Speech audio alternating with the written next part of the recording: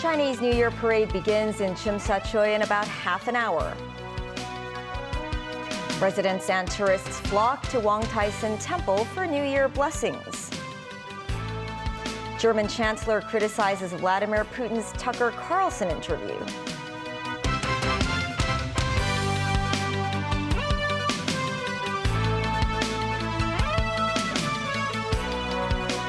Hello and welcome to TVB News. Today is the first day of the Chinese New Year.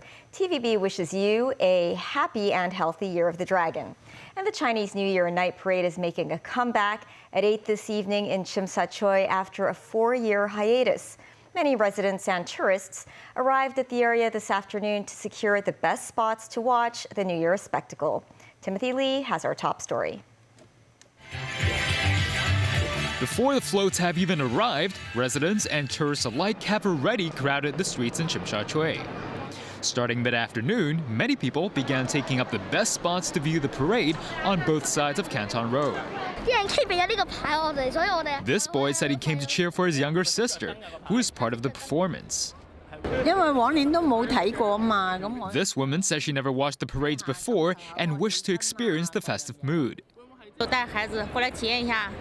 This mainland tourist said she wanted to bring her children to see the event, as such parades are not available in the mainland. Happy New Year! Earlier, performers coming from both the city and around the world made last-minute preparations before the long-awaited parade tonight. A U.S. cheerleading team setting their wishes through this upbeat dance.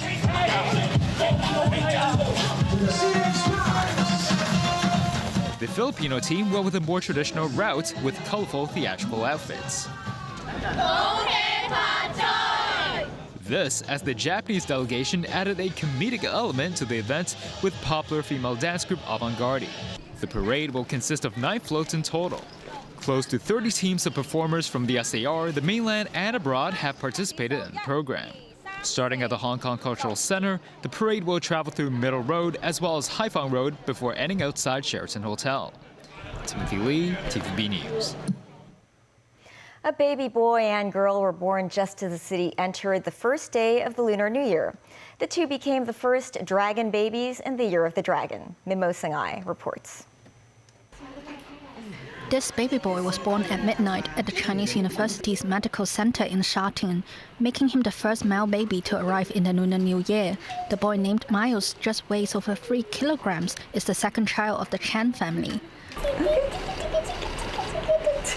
Miles' sister was excited to welcome her baby brother.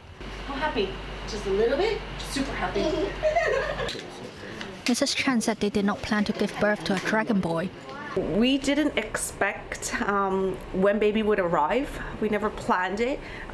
Throughout the whole process, we assumed it was, it was a totally natural birth. So it just happened that yesterday I needed to, it started showing, and then there were some symptoms and some signs, and then went to the doctors. The mother added her wish for the child. Whatever the Chinese zodiac is for the baby, as long as baby's healthy, they grow, I think that's all, and being happy is most important. A dragon baby girl was also born at the stroke of midnight at St. Teresa's Hospital. The baby is the first child of the Fu family. The parents hope their daughter can grow up happily and healthy. Meanwhile, on the first day of the Chinese New Year, many residents decided to visit Lamchun in Taipo. Speaking of Lamchun, the wishing tree is a must-visit site where individuals can throw a fortune card onto the tree. People believe if the fortune card does not fall from the tree, the wish will come true. Chief Secretary for Administration Eric Chan also appeared at Lamchun to attend Well-Wishing Festival lighting ceremony. Visitors can buy hot food and souvenirs from 19 stores there. News 9, TVB News. In line with tradition, many people flocked to Wong-Tai-sin Temple today, including tourists. This long queue of people were all heading in the same destination, the Wong-Tai-sin Temple. A sign had to be put up to direct the flow of people. It is a Chinese New Year tradition for worshippers to burn incense sticks at the temple. Worshippers believe they will receive the greatest blessings if they are the first to enter the temple and burn an incense stick. A Danish tourist was also attracted by the tradition. We want to take part of the celebrations of Chinese New Year as we're visiting Hong Kong. With this Lunar New Year marking the Year of the Dragon, the mythological creature has long been celebrated as an auspicious symbol in Chinese culture. Timothy Lee tells us more about how the legend of the dragon also played a role in the history of Hong Kong. Chinese communities around the world traditionally wish each other good health, energy, and vigor like a dragon. But what do people think a dragon looks like? This woman believes dragons are strong, beautiful, and have colorful bodies. While this woman said the mythical creatures are fierce, adding they can roam freely in the sky. With a recorded history dating back to the Neolithic period between 5,000 to 8,000 years ago, the earliest appearance of dragons were etched into jade and pottery. These ancient designs were minimalistic, featuring only the dragon's head and a simple C shape for the body. The design of the creature only became more complex by the Han Dynasty, when images of the dragon included elements of other animals, such as antlers and fish scales. Professor Cai Zhongqi from Lingnan University's Department of Chinese noted the dragon was seen as the king of all creation in ancient times. That is why art depicting dragons combined different parts of animals to emphasize its uniqueness. The ancient Chinese culture specialist added the creature was believed to be able to control the weather and bring good fortune, and that many Chinese people gradually came to worship it. Legend also tells us how the story of the dragon is related to Hong Kong, such as how the region of Kowloon, which means 9 dragons in Chinese, got its name. One explanation says it was named after a stretch of 9 hills shaped like a dragon, starting from Kowloon Peak to Piper's Hill from east to west. While Cai noted another etymology provided by locals, who recounted how the last emperor of the Song dynasty, Zhao Bing, remarked the 8 hills he saw in the area resembled 8 dragons, when people beside him said it should be 9 dragons if the emperor himself is counted. The professor of Chinese culture stressed no matter what the real explanation is, Hong Kong has always been seen as a land of prosperity and distinguished individuals. Timothy Lee, TVB News. Overseas, U.S. President Joe Biden used a meeting with German Chancellor Olaf Scholz to put pressure on Congress to pass a multi-billion-dollar aid package for Ukraine, Israel, and other allies. Republicans are trying to block the bill, which was taken to the next step during a vote on Friday, but is facing opposition from some Republican lawmakers. Biden described as criminal neglect any attempt to block the bill, which includes around $60 billion for Ukraine. Meanwhile, Scholz described Russian President Vladimir Putin's recent interview with U.S. journalist Tucker Carlson as ridiculous, saying Putin's war against Ukraine is merely a land grab. Nazvi Karim with more. A meeting of 2 leaders with contrasting success on Ukraine aid. U.S. President Joe Biden is frustrated at the slow progress Congress is making in approving a $95 billion overseas aid package that includes $60 billion for Ukraine. It comes 3 days after German Chancellor Olaf Scholz and his government approved a new military package for Kiev that would send more than 100 Leopard 2 main battle tanks and other assets to the eastern battlefields. At the Oval Office, Biden pulled no punches in urging Congress to pass the bill. The failure of the United States Congress, if it occurs, not to support Ukraine is close to criminal neglect. It is outrageous. Kissinger was right when he said not since Napoleon has Europe not looked over his shoulder and worried about Russia until now. You and I helped put NATO together in a way it hadn't been in a long time.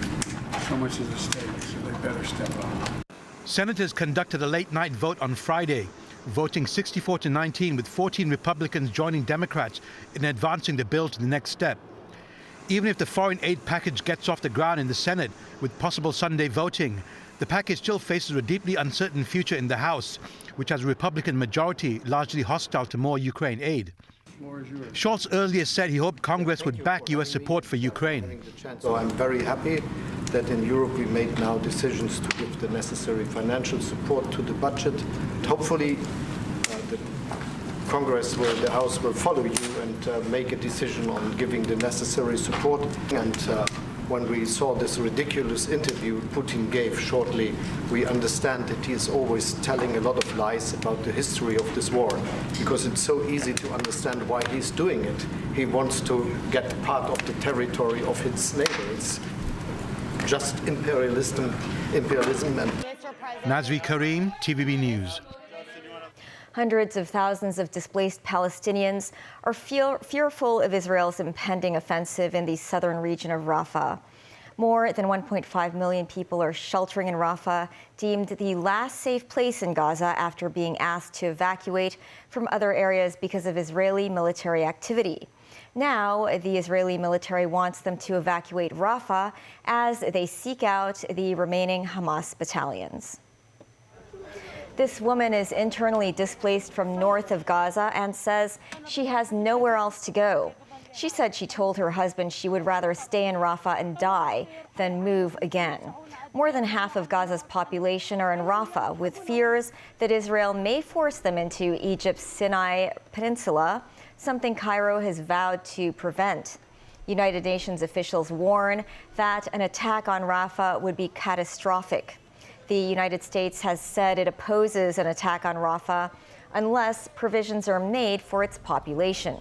Dozens of people were killed in a strike on Rafah on Saturday. Still ahead, controversy over Joe Biden's ability to remember things continues. Shooting incident in New York Times Square.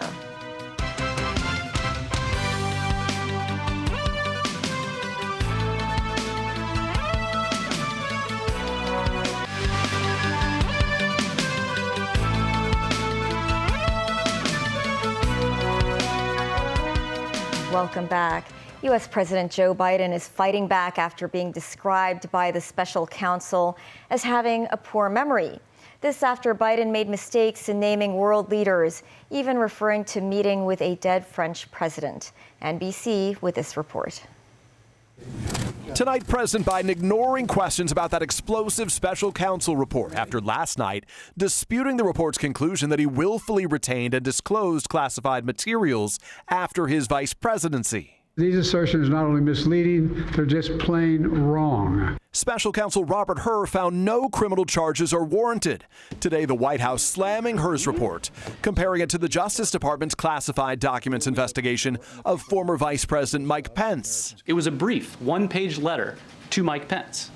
But in this case, there was a 15-month investigation. He reached the inevitable conclusion based on the facts and the evidence that there was no case here. Justice Department officials tell NBC News Hur included damaging details, referring to what he called the president's diminished faculties and faulty memory, because that was a key reason Hur did not recommend charges, arguing a jury would be unlikely to convict because President Biden would present himself as a sympathetic, well-meaning elderly man with a poor memory. I'm well-meaning, and I'm an elderly man, and I know what the hell I'm doing. At that hastily called news conference, My memory is fine. the president became most heated, singling out scathing details in the report that during his interview, Mr. Biden did not remember when he was vice president, and that he did not remember even within several years when his son Beau died.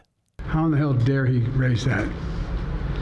Frankly, when I was asked the question, I thought to myself, it wasn't any of their damn business. I don't need anyone to remind me when he passed away. But moments later, reigniting questions about his memory, referring to the president of Egypt as the president of Mexico when talking about the crisis in Gaza. The president of Mexico, Sisi, did not want to open up the gate to allow humanitarian material to get in. It's the latest in a series of flubs just this week, saying he recently spoke with French President Mitterrand, who died decades ago. Mitterrand from France looked at me and said, you know, how long are you back for? And appearing to forget the name of Hamas until a reporter said it. There's been a response from there's been a response from the opposition, but yes, I'm sorry, from Hamas. The White House says President Biden is not the only political leader who misspeaks and rejects the report's characterization of the president's memory. We do not believe that part of the report lives in reality. The vice president is also slamming the special counsel. The president's demeanor in that report was characterized, could not be more wrong on the facts, and clearly politically motivated. Our latest NBC News poll shows voter concerns with both President Biden and Republican frontrunner Donald Trump, who recently confused Nikki Haley and Nancy Pelosi, speaking about January 6th. Like Nikki Haley is in charge of security. 76% of Americans have major or moderate concerns about the president's mental and physical health. 48% have those same concerns about Mr. Trump. In New York, a 15-year-old suspected shoplifter is accused of shooting a Brazilian tourist in Times Square when asked for a receipt by staff. The 38-year-old woman was shot in the leg and will survive. The teenager, who was also said to have shot at a police officer while fleeing the scene, was arrested on the outskirts of the city 24 hours later. The suspect, who is described as a Venezuelan migrant, fired a weapon when confronted by a security guard. The bullet missed the guard but grazed a tourist queuing to buy trainers. The police commissioner said it was a miracle no one was seriously injured. That officer's partner continues to pursue the shooter, and as the shooter turns and apparently fires at our uniformed officer, not once, but on 2 different occasions, our uniformed officer was not struck, so fortunately, and did not return fire. Why? Because that officer was well aware of the danger that firing that gun in a crowded, busy street could potentially inflict. And finally, away from Hong Kong, the Year of the Dragon has been heralded in China, Asia, and the rest of the world. David Garrett starts our look at celebrations in the capital, Beijing. Blue skies, but freezing temperatures for the first day of the Year of the Dragon. A dragon dance could not be more appropriate. With temperatures plummeting to -6°C, these hardy souls celebrated the Lunar New Year by participating in or just watching traditional performances at the capital's Taoist Dongyue Temple. Baton twirling was another way to keep warm.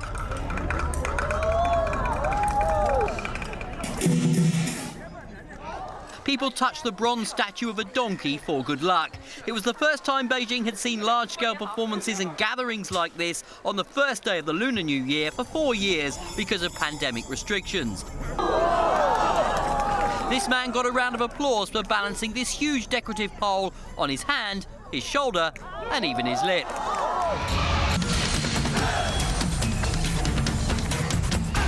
On Chinese New Year's Eve last night, 1 billion people tuned in for China Media Group Spring Festival Gala. The TV extravaganza is recognised as the most watched annual TV event on the planet and is beamed worldwide. The show mostly came out of Beijing, but also featured performances from Shenyang, Xi'an, Kashgar and Changsha. Hundreds of artists from across China performed, and some foreigners too. For the first time, online audiences were able to watch performances from multiple angles in a new innovation this year. There were nods to the younger generation with pop music performances and comedy skits. The show counted down to midnight and the start of a Lunar New Year. This was followed by a spectacular made-for-TV fireworks display. Across the Taiwan Strait this morning, thousands came together in Taipei as worshippers prayed at this historical temple, which people have been visiting for over 200 years. They're hoping for good fortune, health and prosperity. They also burnt incense sticks and brought offerings. Earlier, a member of staff rang the bell of the temple 108 times as a traditional symbol of peace and prosperity. Colourful scenes in Malaysia at the Dongzhen Temple, Selangor, last night. The gardens beautifully lit up with images of dragons as well as lanterns shining bright. Some went to temples to pray while others enjoyed just strolling around and soaking up the atmosphere. Even as far away as Peru, there were joyous celebrations. An estimated 3 million Chinese descendants live here. The Chinese community and others participated in dragon dances, while other locals filmed the moment on their mobiles and wished each other a Happy New Year of the Dragon. David Garrett, TVB News. Have a wonderful weekend. Kung Hei, Fat Choi from all of us here at TVB Pearl. Bye for now.